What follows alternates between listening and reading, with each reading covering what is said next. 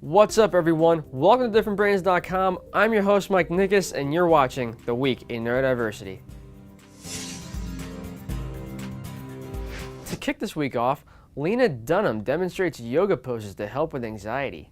It's literally like kind of the most natural thing in the world. Like it's something that you would literally see like a baby squat down and do, and it makes you feel really safe and also energized, and it's a really great thing to do when you have a moment of extreme like stress or challenge in your decision making. It's a way to like enter a private space that you might need to like move through whatever you're experiencing. Next up, a University of Ottawa professor has found that a blood test could possibly lead to treating depression.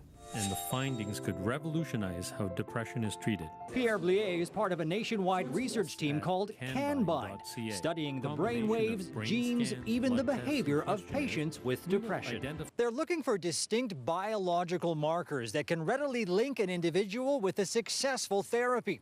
The goal is that someday perhaps something as simple as a blood test can save years of trial and error and thousands of lives. Lifehacker.com discusses how sleep restriction therapy can help those with insomnia. What if I told you that if you want to fall asleep faster, sleep better, and sleep longer, then you first have to sleep less?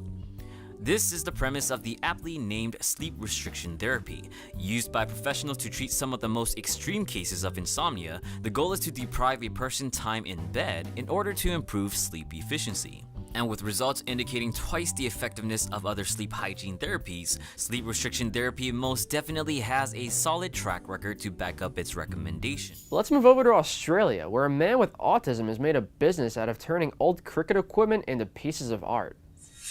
We hope they will be all auctioned off and we can raise enough money that will potentially allow William to set up a small business. So the idea of the business is to allow Will to have that option to sustain his future and look after himself, and at the same time inspire other families, inspire other young people to the possibilities of what could be with your disabilities.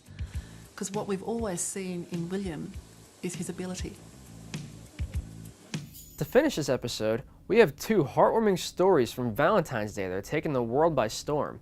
First, a first grade student with Asperger's bought candy grams for the entire student body. He went to his piggy bank and he asked if he had enough money to send a candygram to every child in the school. And he did. The candygram sales will buy buddy benches for the school. If a child is feeling lonely, they sit on the bench and it will signal to a student or teacher that they need someone to play with. JD has Asperger's and sometimes prefers to keep to himself. But on this day, he wanted to let everyone know they were loved. And finally, over in Ohio, a student with Down syndrome received a special Valentine's Day surprise from a childhood friend. Out of all the girls at Hilliard-Davidson High School, Natalie Gehring never expected to be the center of a Valentine's Day surprise. Natalie, you are one of the most beautiful women I have ever met. I want to know if you would be my Valentine today. In front of the entire school, senior David Hoyle asked Natalie to be his one and only Valentine. I thought I'd do something special for her because my friends were like, oh, she doesn't have a Valentine or anything. So I was like, I'll ask her to be my Valentine. And while you're here at differentbrains.com, be sure to check out our other series, Exploring Different Brains with Dr. Hacky Reitman.